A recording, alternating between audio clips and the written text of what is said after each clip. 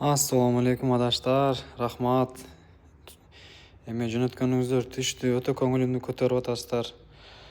Эң негизгиси биринчи учурда көңүл да достор, караңыздар. Бири 500, 400, 250, 200 сабыздар, рахмат сиздерге бардыгыңыздаргачы. Азыр мен Аскар Авто Дубайга келдим. Өткөндө Аскар Автого өтө Москвада жүргөндө өтө каттык сүйлөгөн эдим, кечирим сурапчы. Аскар Авто менен кичине да пландар бар. Аскар Авто менен өзү менен сүйлөшүп, Аскар Автонун өзүгө видео чыгарайын деп атам иншалла. Ана жерде менин неме аппаратурам бар да.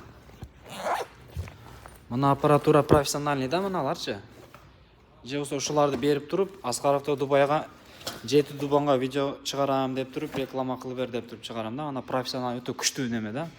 Жаңы да, мен улам көрдүм, ана жерде көрдүңүздөрбү? Ушундай аппарат да бул да. Ошого бир аракет кылып көрөйүнчү. Жети дубанды общий бириктиргенге элемандарга обращение кылып бер өзүңдүн эмеңе депчи. Мен ам себебине кыла берейинчи. Бирок баардыгыбыздын немебиз чечилген. Ырыскыбызчы. Себебине кыла беребиз иншалла.